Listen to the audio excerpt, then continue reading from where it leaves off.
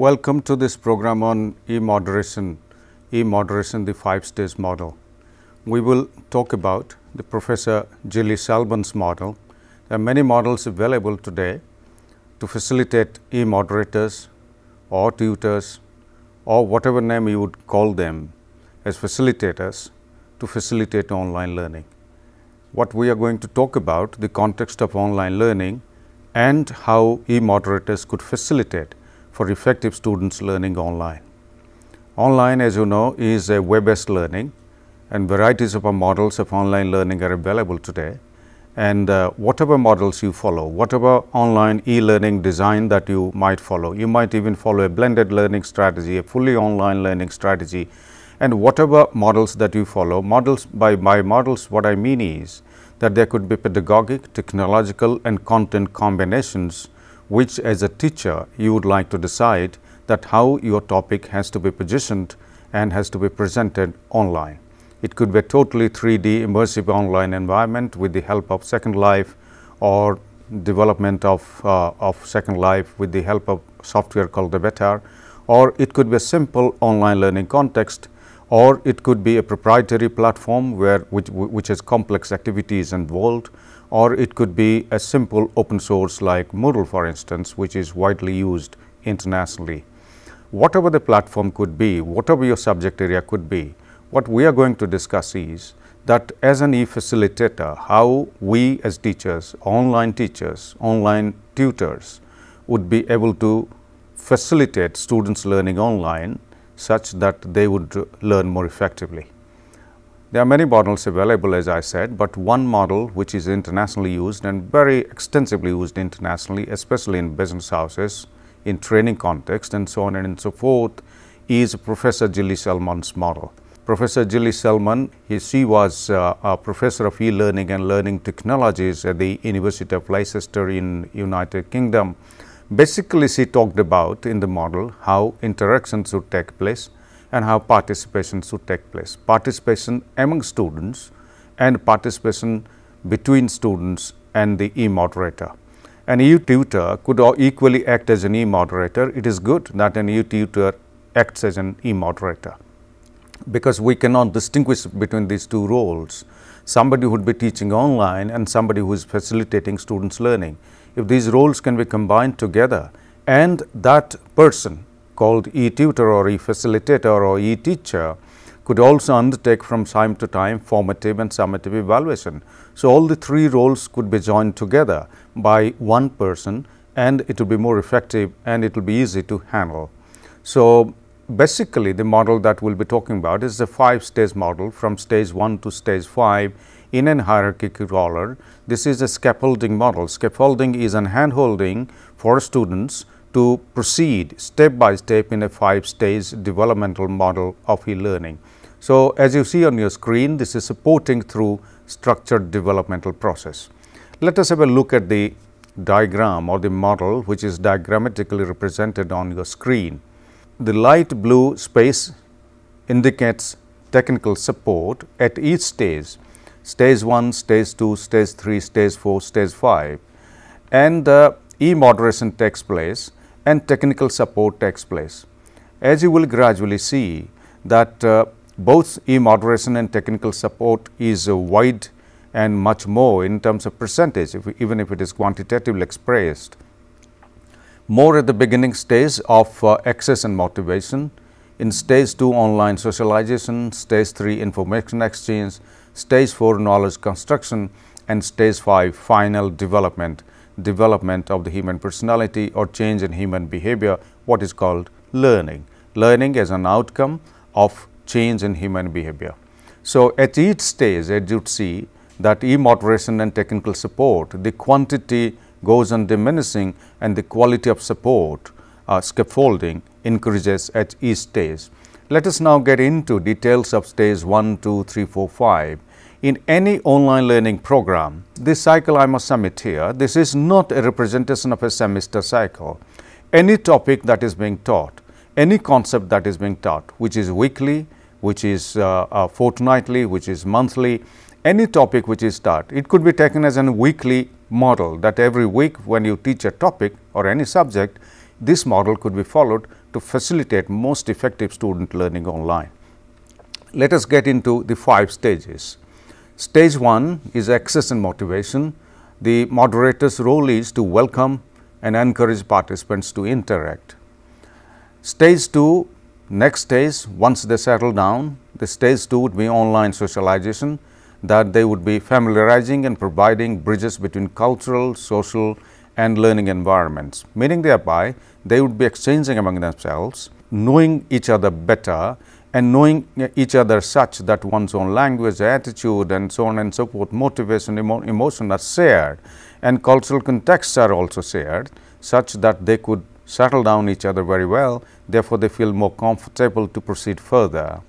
In stage 3 is basically an information exchange, facilitating tasks and supporting the use of learning materials. So, this is a stage where the students get into their own self-learning, interaction in the groups, exchanging content and exchanging ideas, exchanging views and so on and so forth. So, basically interaction between learner and the content, and the teacher's role would be to facilitate best possible learning from varieties of learning resources that the students go through, that of course, you have designed for that particular concept or particular paper, whatever the case may be. Stage 4 is knowledge construction, that the moderator's role is to facilitate the process of knowledge construction, meaning thereby that, as you already know, that each student is distinct from the other, each student has the ability to proceed and to understand and to appreciate and finally create one's own meaning. So, each student brings in one's own meaning to the context, and knowledge construction starts by expressing one's own meaning, by bringing one's own meaning to the table, as also negotiating meaning in the group through group discussions, debates, seminars and so on and so forth. And the final stage is final development. This is the final learning outcome, supporting and responding, supporting students' learning and also responding to any such periphery to the learning objectives that could exist at the final stage. This is the maturity stage. So, each topic or each concept or each unit that we will be teaching could follow this cycle. This is what Professor Jelly Salmon gave us, one of the finest models available today internationally. Let us get into details of each stage. The stage 1, as you know, is access and motivation. This involves providing individual access and the induction of the participants into online learning environment to participate effectively in online conferencing. So, therefore, the basic idea here is that one must be able to provide explicit motivation to the learners, set pace and rhythm, that the nitty-gritties involved in online, the technological, the pedagogic, the extra pedagogic, the managerial and organizational and assessment strategies. Each one of these would be explained. For instance, you upload what is the weekly schedule, for instance, and what exactly is to be done over this week. And that would be explained to the students. Students would settle down, and of course, it would simply mean that over a semester, for instance, if you have started teaching in the first week of month 1, gradually these socialization would settle down in future, because one has to interact with the same group of peers over a semester, over a year, over maybe 2 years of master's program, for instance.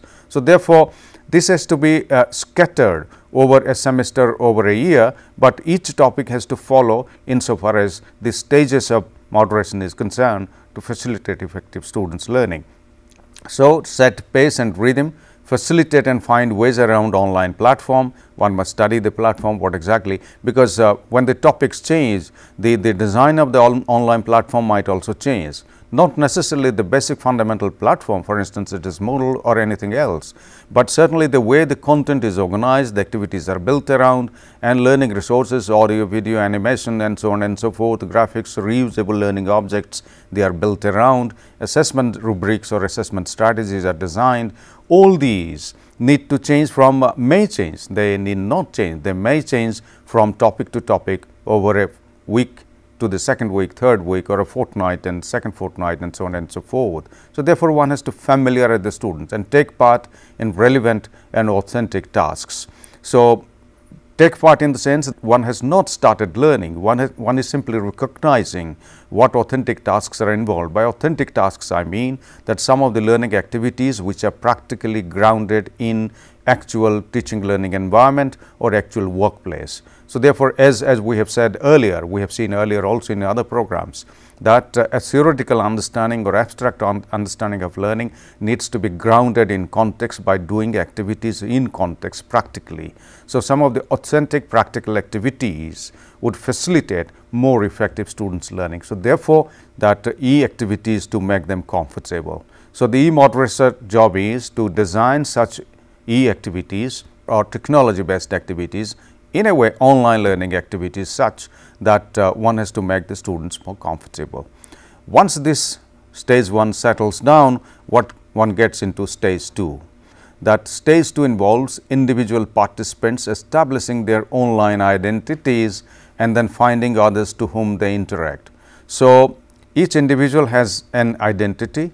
One brings one's own personality or identity, which involve cultural, social, pedagogic, cognitive and so on and so forth, into the platform, and each one has already now known to introduce to each other, and now they are establishing their own identities. So, one is more acquainted with the other person as an individual, as a personality, the learning style, the way one perceives the learning environment, the views and the opinions that one has about that concept, that learning, or generally how teaching learning should take place online. All these things are brought together for the students to interact with each other. They find more comfortable, and each participants to relate to each other and stretch out, that they feel now comfortable with each other, participate in working together. So, therefore, the online activities that could be designed at this stage is about or on sharing of space and how others' work can be related to one's own.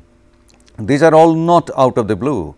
They are all based on the particular topic and the learning objectives which have already been designed, learning resources which are already planned, the way teaching learning would take place are outlined, the assessment rubric is specified, and all these are acquainted to the students, and they finally the such activities that the e-moderator has to design depending on the topics involved, that one finds comfortable to share space with others, each other as students, and they relate to each other's work, because each other might not take up the same assignment to achieve the same learning objective. They might take up different assignments from the assignment alternative basket that is available to achieve the same learning objective. So, while working on that, one gets acquainted that if there are 50 students, for instance, and there are 5 groups of 10 each or 10 groups of 5 each, that when they have to get into small group activities in doing their projects or assignments together, now it is time that they get acquainted with each other's idea, motivation, choice and interest, and decide that which group they would like to get into based on the topic involved, not based on the individuals involved, because each one has to be acquainted with the others. The third stage, as you see on your screen, involves participants engaging in mutual exchange of information. Up to and including stage 3, a form of cooperation occurs whereby each person supports the other participants' goals. Here, actual teaching learning information exchange means the actual teaching learning has already started. Students are engaged in study of the learning resources by themselves or by guided by the teacher pedagogically and with interaction with fellow peers. What is important here is that one must facilitate, as an e-moderator, that one must facilitate how to provide feedback and explain and clarify for deeper understanding.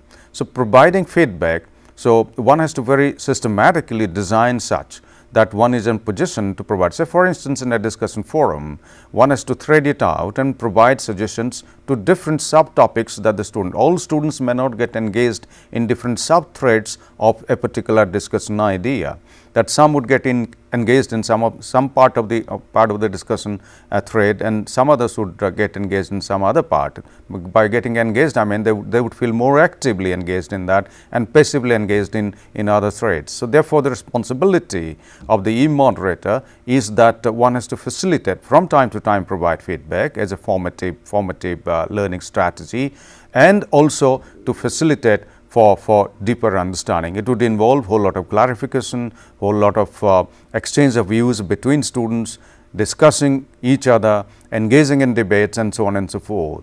The e-activities that are listed on the screen that would involve on exploring and coordination with each other while working on one's own activities, group tasks and group debates also possible.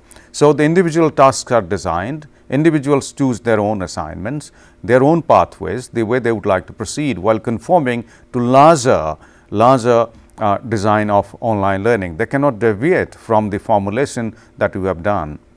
If they would simply say that we do not like model, we would like something else to proceed, it is simply not possible. All these things are settled in stage 1 and stage 2. At this stage, while actual teaching learning takes place, it is important that activities have to be designed such that they exchange ideas among themselves, get involved in each other's opinion and tasks and pathways, the way others are learning, what exactly they are learning, and while working on activities, both individual as well as group activities, because group tasks and group debates are also designed at this stage. Let us get into stage 4. The stage 4 is an actual stage of knowledge construction. As I said earlier, that knowledge construction would involve two aspects, one as an individual, two as a group. Individual meaning is very important. Each individual perceives the same thing very differently, and therefore, each one was bring one's own understanding and idea to the table and try to put up that this is what does one mean.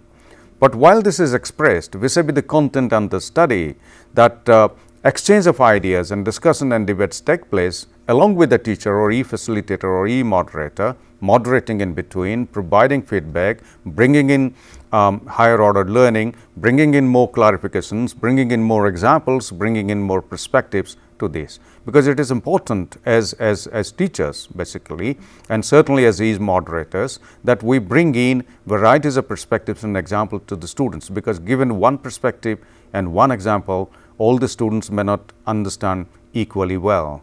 The students' learning styles, the perception, worldviews are very different, and therefore, their meanings for the same topic, interpretations are very different. So, therefore, one has to provide multi perspectives so that the students choose and best understand. So, therefore, it is very important that the e-moderators must have the ability to learn online. So, they must facilitate the students' ability to learn online. They manage their time working with each other. This is a serious engagement with content has already started, and therefore, management of time. This is what is basically called self-regulated learning, that one has to organize one's own inherent abilities, learning abilities such that one has to put in for most effective use, for most effective learning. It might so happen that there are intelligent students who are not able to manage their time and therefore are not in a position to catch up with the group, and they become laggards and they lag behind, and therefore, they go back to redo in the next semester. This should not happen. All the students must complete successfully their semester. This is what is intended to and achieve higher order learning, and therefore, the facilitator has also to broaden understanding, provide varieties of perspectives and viewpoints, and give real life examples. I underline real life examples, not theoretical examples, that is fine, but then one has to bring in real life examples such that one gets engaged in real life activities. So, the e-activities or online learning activities would involve on defining group objectives, group outcome, and how to collaborate further. Because online learning is not only about individual learning, because otherwise in offline context one can study and learn.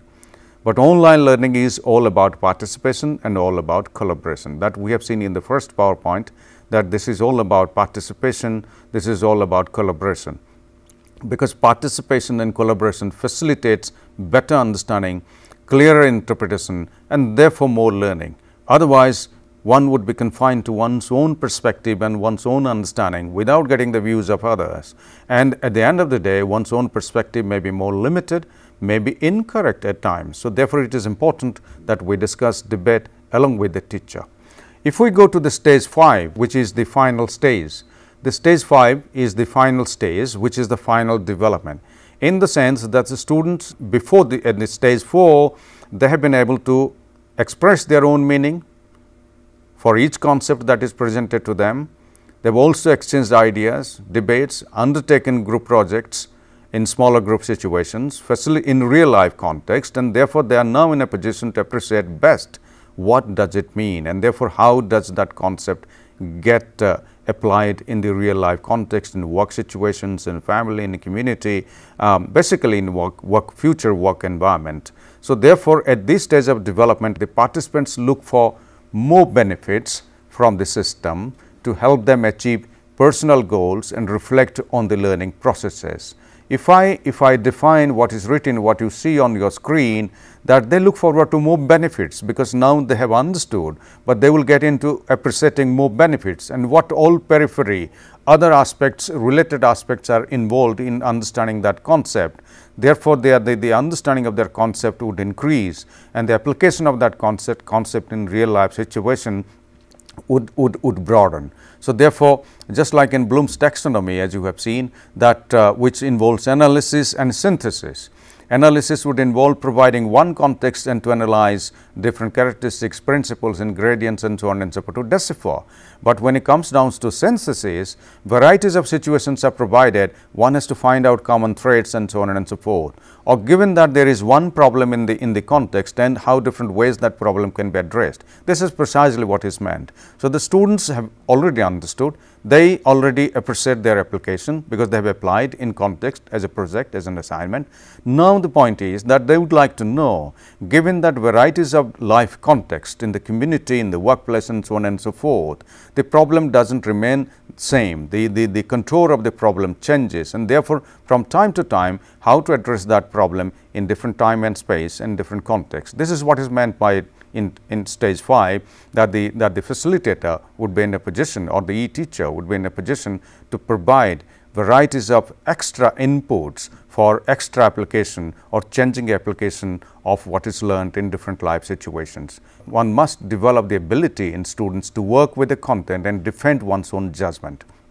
This is a stage where the student has reached the final articulation stage, and therefore, the stage of assimilation that becomes part of the cognitive structure. And therefore, next time if you say what do you mean, the student will be able to not only present what does exactly mean, but also defend one's own judgment or one's own argument. This is the highest stage of learning. Further, as you see on your screen, that the metacognitive awareness of one's own pathways, that to what extent that the student is proceeding in one's own pathway. Metacognitive, as we have seen earlier, metacognitive means that the student is aware of one's own ability and how most effectively to use one's own ability for most effective learning.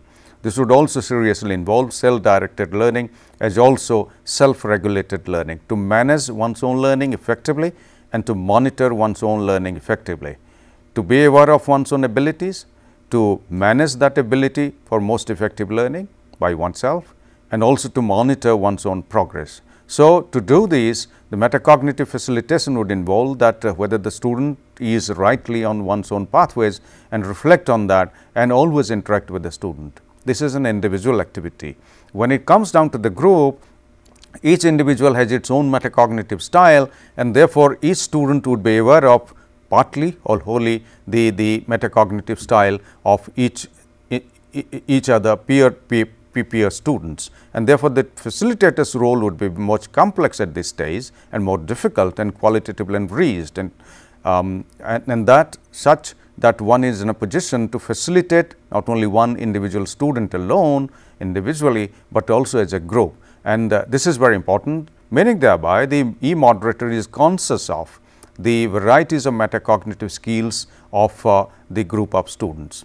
Finally, as you see on the screen, the e-activities, online activities would involve on gaining self-insight, reflecting and making judgments, facilitating students how to reflect and make judgments on one's own experience that has already been gained in the last 1 week's interaction or fortnight interaction and working with the community and so on and so forth. And also e-activities on evaluating and critiquing, that one is in a position to evaluate and critique what one has already learned. And this cycle continues. So, friends, this 5-stage model continues for each concept, each week, each fortnight, each month, each semester, depending on how you have designed. This is an interesting model, and we will look at now what could be the role of the moderator further in 2 or 3 PowerPoints. As you see on your screen, that the e-moderator is to weave and acknowledge the variety of ideas and contributions by each student. because when there are students coming in, there will be varieties of ideas that the students would bring into and they must acknowledge. To refocus discussion and activity when postings are too numerous, this usually happens. Summarize after each 20 messages as a pre-agreed time or at irregular intervals, for example, every 3 days. In a large or busy e-activity, this can be done daily even. To refocus discussion and activity when postings have strayed from the topic. Also, the moderator could refocus and promote activity when e-activities are going on very well. To signal closure of the e-activity from time to time, one activity to the other, the beginning and the end, that has to be done. To provide fresh starting points for broadening and deepening discussion.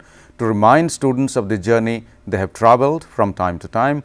To reinforce and imprint new information and knowledge, because an advanced organizer has to be provided and assigned posting has to be done, and therefore new information is being provided and students very much are conscious of that. To provide a spark for a new activity.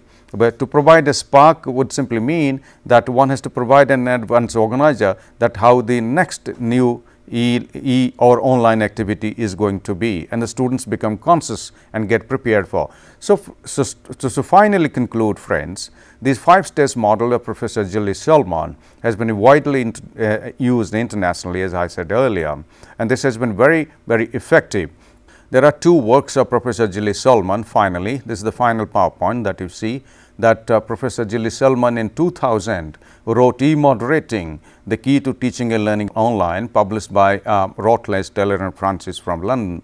And in 2002 wrote another book, E-Activities, E-Tivities, the Key to Active Online Learning. It is also published by Routledge, Taylor Francis from London. Please jot down this website. This is Gilly Solomon website, and whatever has been presented in this program is a very brief articulation discussion on the 5-stage model of Professor Gilly Solomon. Please get into this website and Google it, and you will find plenty of other materials, and get into each stage into more detail. Whole lot of detail activities are involved in each stage, and those details would facilitate you to organize your subject teaching, your concept teaching in different disciplines that you are teaching more effectively.